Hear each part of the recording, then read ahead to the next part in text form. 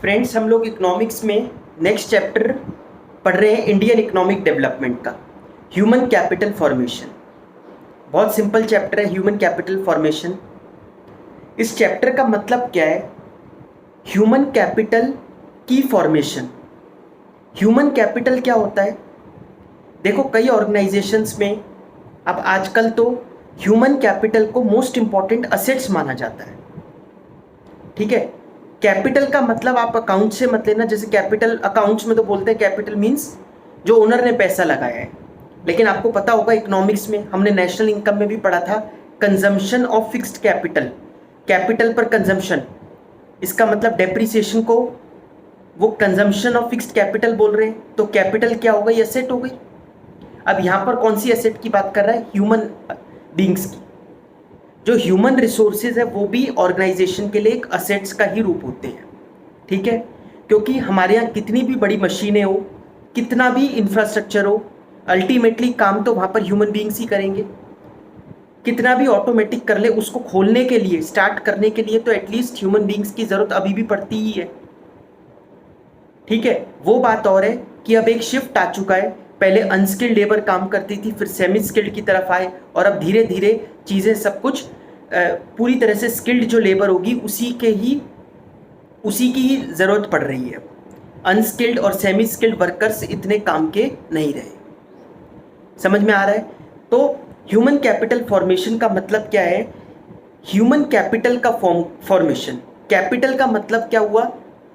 Asset. और human capital का मतलब सारे, क्या every human being is human capital? नहीं, डिपेंड करता है। उस बंदे के अंदर एबिलिटी होनी चाहिए, नॉलेज होनी चाहिए, एजुकेटेड होना चाहिए।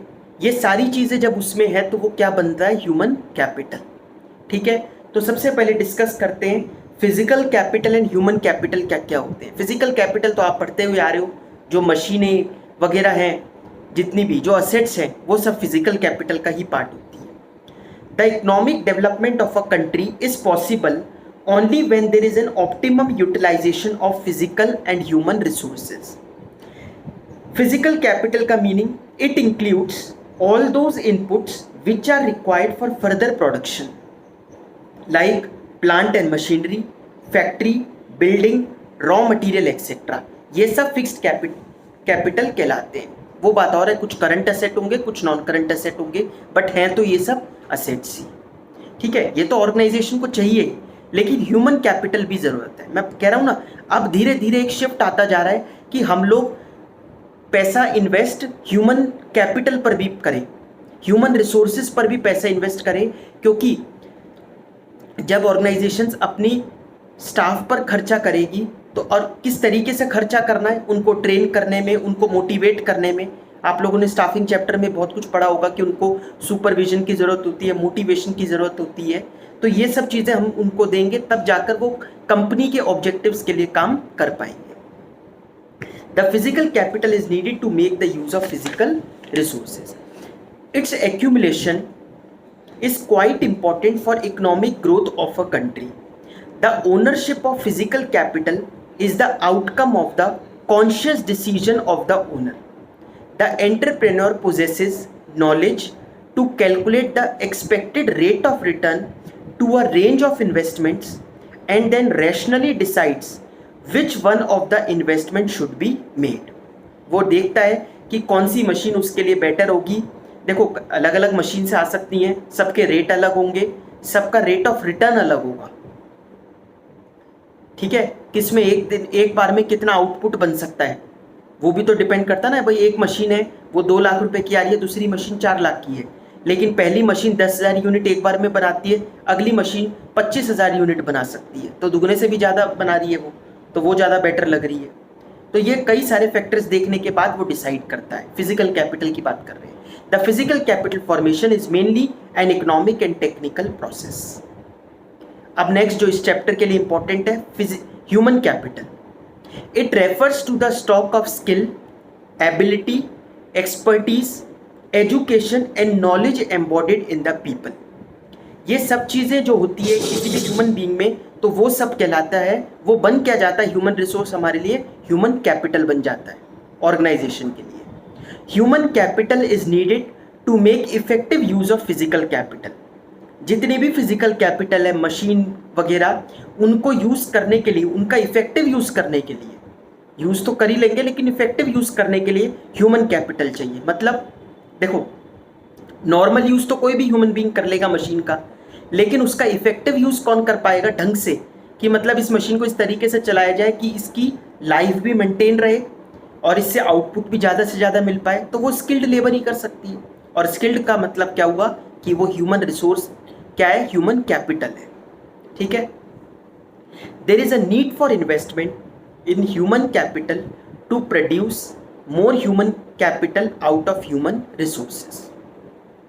Societies need sufficient human capital in the form of competent people who have themselves been educated and trained as professors and other professionals.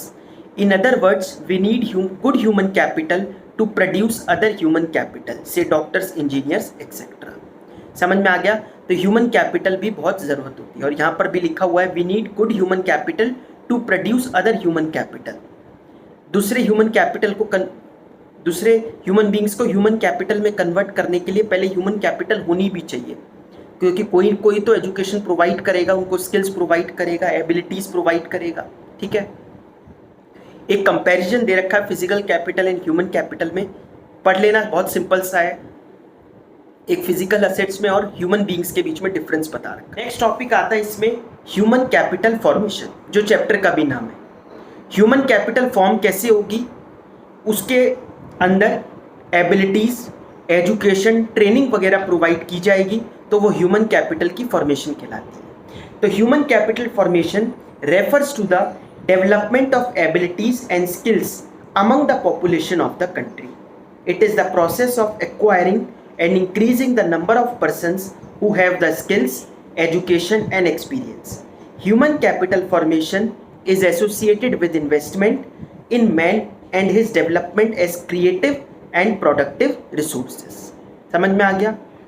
Next है sources of human capital formation. Human capital कैसे form हो सकती है, इसके क्या क्या sources होते हैं, वो डिस्कस करते हैं। अभी तक जितना भी पढ़ा उसमें मोस्ट इंपॉर्टेंट क्वेश्चन है sources of human capital formation.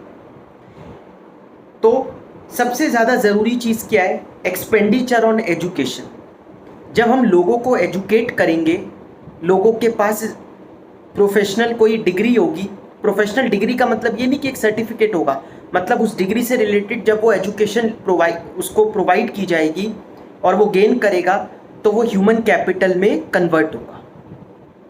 Proper utility of man power depends on the, तो पहला है एक्सपेंडिचर ऑन एजुकेशन। ठीक है, proper utility of man power depends on the system of education and training of people. Labor skill of an educated person is more than that of an uneducated person, which enables him to generate more income than the uneducated person.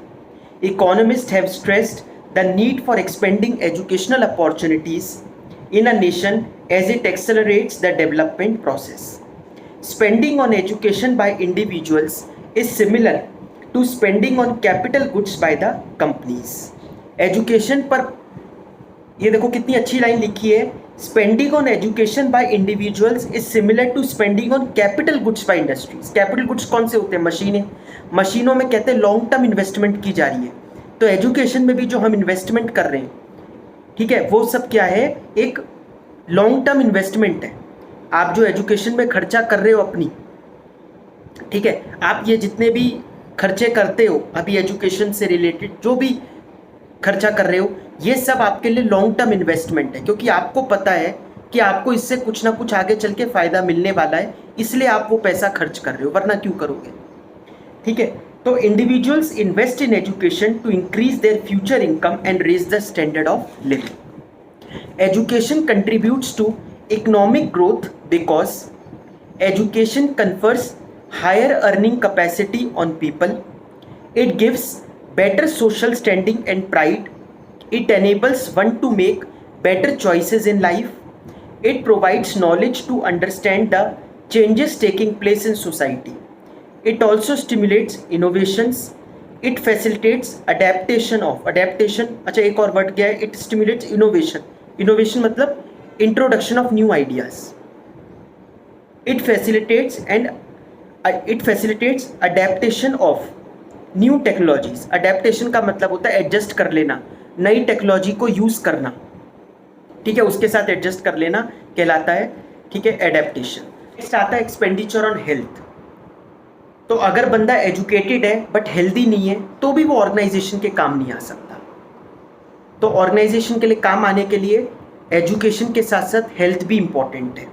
तो health पर भी खर्चा होना चाहिए, proper food वगैरह provide किया जाना चाहिए, ठीक है, जितने भी विटामिन मिनरल्स कार्बोहाइड्रेट्स प्रोटीन्स जिसकी भी उसको जितनी मात्रा में ज़रूरत है वो सबको प्रोवाइड होनी चाहिए, तभी वो ह्यूमन कैपिटल बन पाएगा। Health expenditure is a source of human capital formation as it directly increases the supply of healthy labor force. Poor health and undernourishment adversely affect the quality of manpower. A sick labor without access to medical facilities is compelled to abstain from work and there is a loss of productivity. ठीक है? Therefore, expenditure on health is important to build and maintain productive labor force and to improve quality of life of people in the society. Adequate food and proper nourishment to people along with adequate health and sanitation facilities. आजकल कई organisations में frequently yoga session वगैरह कराए जाते हैं बीच बीच में, जैसे weekends पर या फिर कभी भी मेडिटेशन वगैरह के लिए बताया जाता है। प्रॉपर फूड न्यूट्रिएंट्स क्या लेने चाहिए उसके तरह तरीके के सेशंस ऑर्गेनाइज किए जाते हैं, जिससे कि एक एजुकेशन के साथ साथ, क्योंकि हेल्थ को भी उतनी इंपॉर्टेंस अब देने जाने लगी है, तो leads to qualitative improvement in human capital. Forms of health expenditure. The various forms of health expenditure includes preventive medicine, क्योंकि prevention is better than cure. पहले से ही अगर वो प्रिवेंट कर लेंगे उससे बीमारियों से तो बहुत अच्छी बात है। Known as vaccination, curative medicine, medical intervention during illness, social medicine that is spread of health literacy, provision of clean drinking water। provision of clean drinking water मतलब प्रोवाइड करना, ये अकाउंट्स वाला प्रोविजन नहीं है। Good sanitation facilities. तो ये हो गया एक्सपेंडिचर ऑन हेल्थ। नेक्स्ट होता है ऑन द जॉब ट्रेनिंग। आजकल कंपनीज अपने वर्कर्स को, अपने स्टाफ को ऑन द जॉब ट्रेनिंग भी प्रोवाइड करती है। ऑन द जॉब ट्रेनिंग मतलब आप काम करते रहो, साथ साथ आपको कुछ ट्रेनिंग भी मिलेगी। जैसे अगर आपका प्रमोशन होने वाला है या अगले आपका जो नेक्स्ट लेवल है 2-3 साल में आप उससे ऊपर जाओगे, तो उसकी पहले से ही आपको ट्रेनिंग प्रोवाइड की जा रही है, जिससे कि कंपनी आपको प्रॉपर यूज़ कर पाए, ठीक है, आपको कंपनी के ऑब्जेक्टिव्स में प्रॉपरली काम आ पाओ। या फिर ऑन द जॉब ट्रेनिंग में क्या किया जाता है, वर्कर्स को ऐसे ट्रेन किया जाता है, जैसे अभी आपने देखा होगा कि नए नए चेंजेस आते रहते हैं। टैक्स अभी 2-3 साल पहले गुड्स एंड सर्विस टैक्स आया देश में, तो बहुत सारे अकाउंटेंट्स के लिए तो प्रॉब्लम हो गई। क्या वो फिर से जाकर पहले, अब आप लोगों को तो 11th में जीएसटी की फिर भी नॉलेज दी गई है और अभी आगे चलकर भी दी जाएगी, लेकिन उनका सोचो जो ऑलरेडी जॉब में है उनको कैसे मिलेगी ये एजुकेशन, तो उनको फिर कंपनी प्रोवाइड करवाती है। समझ में आ गया? तो ऑन द जॉब ट्रेनिंग क्या है, as stated earlier, productivity of physical capital is substantially enhanced with the improvement in human capital. Due to this reason, many firms provide on-the-job training to their workers. Such training has the advantage that it can be provided fast and without much cost. It increases the skill and efficiency of the workers and leads to an increase in production and productivity. On-the-job training may take different forms. Workers may be trained in the firm itself under the supervision of a skilled worker. Workers में be sent for off campus training. देखो क्या लिखा है, आपने पढ़ा है BS में भी, on the job training, of the job training, मतलब जॉब पर तो है लेकिन कई बार तो होता है कि उसको जॉब के साथ साथ ही प्रोवाइड किया जाता है ट्रेनिंग को, वरना कई बार आपको कहीं पर और जगह पे भेजा जाएगा 2-3 महीने के लिए, 4 महीने के लिए, वहाँ पर ट्रेनिंग प्रोवाइड की जाएगी। After on the job training of employees, firm insist that the worker should work for the specified period of time. अब ये तो बिल्कुल ज़रूरी है। पहले आपको पूरी एजुकेशन प्रोवाइड कर, पूरी ट्रेनिंग प्रोवाइड कर दी, अब आप कह दो ठीक है अब मैं पूरा ट्रेंड हो गया, अच्छा ये अब मैं चलता हूँ। ये तो बहुत दिक्कत हो गई कंपनी के लिए, उन्होंने इतना खर्चा आप पर किया, अब वो कुछ तो यूज़ करना चाहेंगे उस खर्चे का।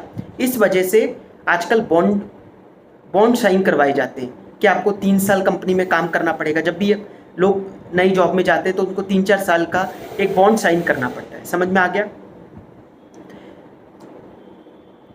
so that it can recover the benefits of the enhanced productivity owing to the training.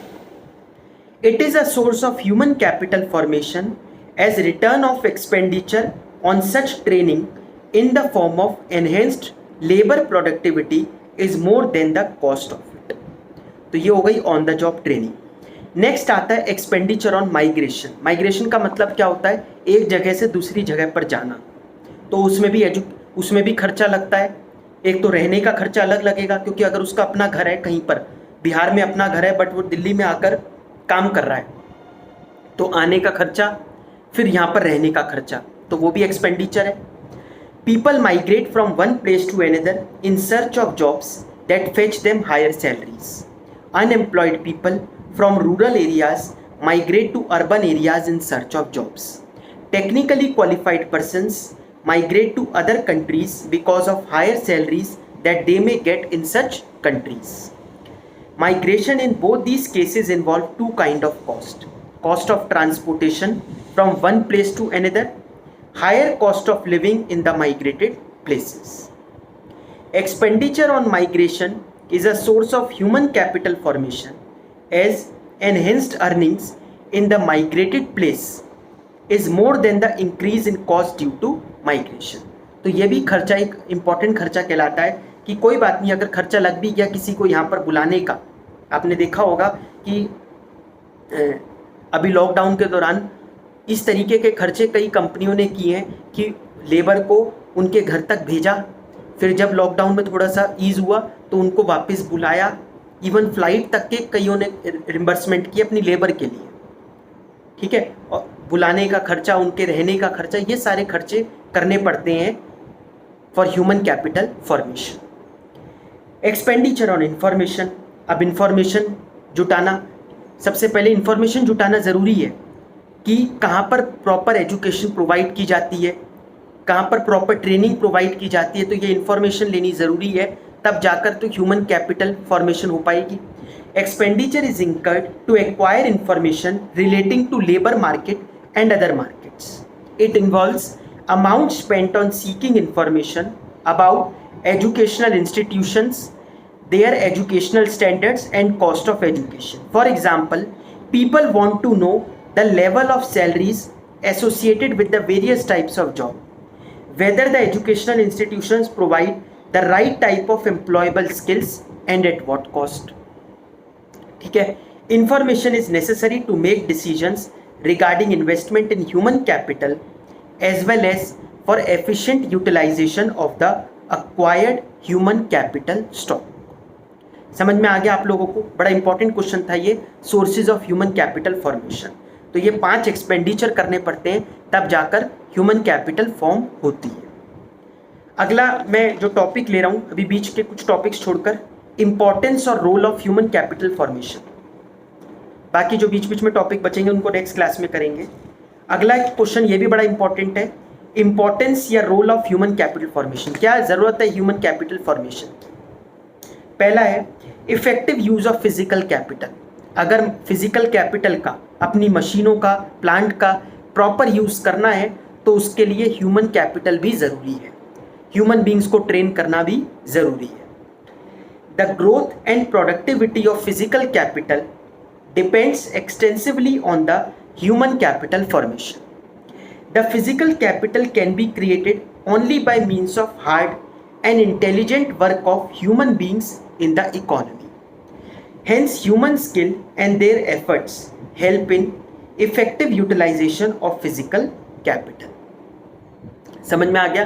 तो फिजिकल कैपिटल का इफेक्टिव यूज करने के लिए ह्यूमन कैपिटल फॉर्मेशन की आवश्यकता है। नेक्स्ट है higher productivity and production.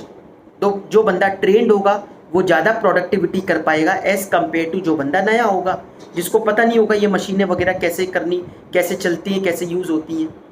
Human capital formation raises the productivity and production as knowledgeable and skilled worker makes better use of the resources. वो resources का बेटर यूज कर पाता है। Increase in productivity and quality production depends on technical skills of the people, which can be acquired only by means of education, training, and maintaining the health of the people. Investment in human capital helps in acquiring new skills and also knowledge relating to management of resources, technology and production. तो इस वजह से ये ज़रूरत होती है human capital formation की। Next है invention, innovation and technological improvement. अगर बंदा ट्रेंड होगा, एजुकेटेड होगा, तो वो इन्वेंशन कर सकता है नई नई इनोवेशंस।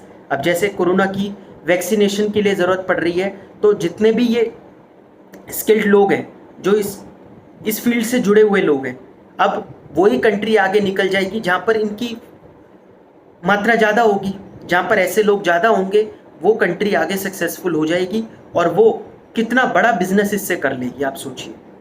ठीक है, पूरे वर्ल्ड वाइड ये पहली ऐसी चीज़ होगी हमारी जनरेशन के लिए कि ऐसी चीज़ हम बिकेगी, ऐसी कोई दवाई बिकेगी जो पूरे वर्ल्ड वाइड जाएगी। ठीक है, तो ये वैक्सीनेशन जब भी बन जाएगी और ये जो भी कंट्री बनाकर सक्सेसफुली लॉन्च कर देगी, उसके लिए तो ये एक बहुत बड़ा ड्रास्टिक चेंज आने वाला है उस कंट्री के लिए। तो inventions, innovation and technological improvement, the human capital formation stimulates innovation and creates ability to absorb new technologies. Education provides knowledge to understand changes in society and scientific advancement, which facilitates inventions and innovations. Similarly, the availability of educated labor force facilitates adaptation to new technology. समझ में आ रहा है आपको? Next है modernization of attitude. Modernization of attitude मतलब समय के साथ चलना। अगर बंदा ट्रेंड हो, एजुकेटेड होगा, तो वो समय के साथ चलेगा, जो भी चेंजेस आ रहे हैं सोसाइटी में उसको एक्सेप्ट करेगा।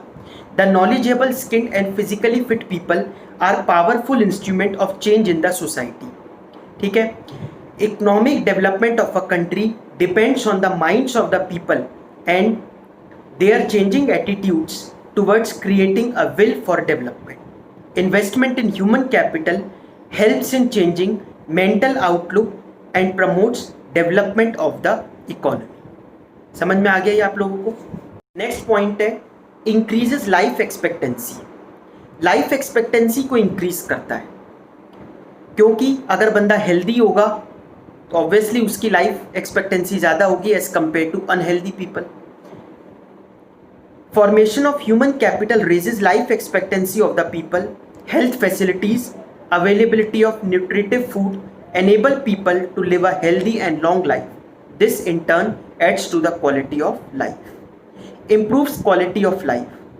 Life की quality को improve करता है.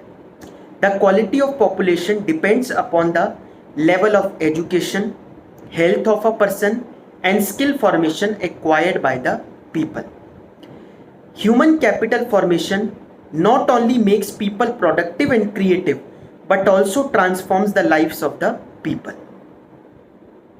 People start living and enjoying higher income and more satisfying life. ठीक है, लोग सैलरी बढ़ेगी, लोगों की सैलरी बढ़ेगी तो उनकी quality of life, standard of living अपने आप इम्प्रूव होगा। नेक्स्ट है कंट्रोल ऑफ पॉपुलेशन ग्रोथ। जो बंदा एजुकेटेड होगा वो पॉपुलेशन ग्रोथ पर, मतलब अभी आपने देखा होगा लास्ट ईयर प्राइम मिनिस्टर ने 15 अगस्त को ये एक स्टेटमेंट भी दी थी कि जो लोग छोटी फैमिलीज़ रखते हैं वो भी एक तरीके का देश के लिए, ये भी एक देश की सेवा का ही पार्ट है। तो जो बंदा एजुकेटेड होगा वो इस चीज़ को मानेगा, कंट्रोल ऑफ पॉपुलेशन ग्रोथ, क्योंकि जितनी ज़्यादा पॉपुलेशन बढ़ती जाएगी उतना रिसोर्सेज तो लिमिटेड है। अब उन लिमिटेड रिसोर्सेज पर बर्डन बहुत ज़्यादा बढ़ता जा रहा है, एटलीस्ट इंडिया में। और आप देख रहे हो कि अब जैसे ये जो बीमारी आई corona virus, India, America, Brazil, ये 3 कंट्रीज़ हैं जहाँ पर सबसे ज़्यादा इसका इफ़ेक्ट देखने को मिल रहा है। और हमारे यहाँ इतना इफ़ेक्ट देखने को इसी वजह से मिल रहा है ड्यू टू हाई पॉपुलेशन। ये सारी चीज़ें हैं, जितनी ज़्यादा पॉपुलेशन होगी उतनी ज़्यादा दिक्कतें रहती है कंट्री के लिए। It has been observe that educated persons have smaller families as compared to illiterate families. So spread of education is necessary to control the population growth rate. समझ में आ गया ये आप लोगों को? तो ये थी importance of human capital formation. Next है problems of human capital formation, कि ठीक है बहुत इंपॉर्टेंट है, लेकिन दिक्कतें क्या आती है? ह्यूमन कैपिटल के साथ कोई दिक्कत नहीं है, ह्यूमन कैपिटल तो बहुत ज़रूरत है, लेकिन ह्यूमन कैपिटल की फॉर्मेशन करते वक्त इसको रियलिटी में कन्वर्ट करने के लिए बहुत दिक्कतें आती हैं। पहली दिक्कत क्या है? वही इनसफिशिएंट रिसोर्सेज। हमारे देश में उसके लिए रिसोर्सेज बहुत कम है, या फिर जब आप जीडीपी भी देखो कि कितना पोर्शन उन्होंने हेल्थ के लिए, एजुकेशन के लिए प्रोवाइड किया है, तो वो बहुत कम होता है, क्योंकि बहुत सारा पोर्शन तो डिफेंस में ही चला जाता है, मजबूरी है सिक्योरिटी रीजन से, तो इस पर पैसा बहुत कम खर्च हो पाता है। The resources allocated to the formation of human capital have been much less than the resources required. Due to this reason, the facilities for the formation of human capital have remained grossly inadequate. Next है serious inefficiencies. बहुत inefficiencies हैं, बहुत दिक्कतें हैं देश में, बहुत सारे uneducated children हैं जिनको एजुकेशन ठीक है फ्री में भी अगर प्रोवाइड करी जा रही है गवर्नमेंट्स के द्वारा, तो भी वो बेचारे नहीं ले सकते। क्यों? क्योंकि बहुत जल्दी एज में उनको काम पर लगा दिया जाता है। There is a lot of wastage of societies resources as capabilities of educated people are either not made use of in case of unemployment और are under utilised in case of under employment. Massive illiteracy, non education of many children, poor health facilities are other inefficiencies which have not been attended to adequately and properly. तो ये आती है serious inefficiencies. Next है brain drain. ये भी एक दिक्कत है। brain drain का मतलब क्या है? बंदा सारी एजुकेशन वगैरह सब कुछ यहाँ से लेगा और वो दूसरी कंट्री में जाकर जॉब करेगा, तो पूरी ह्यूमन कैपिटल में तो आपने उसको कन्वर्ट कर दिया, लेकिन जब यूज़ करने की बारी आई, देश के लिए काम आने की बारी आई, तो वो चला गया कंट्री छोड़कर।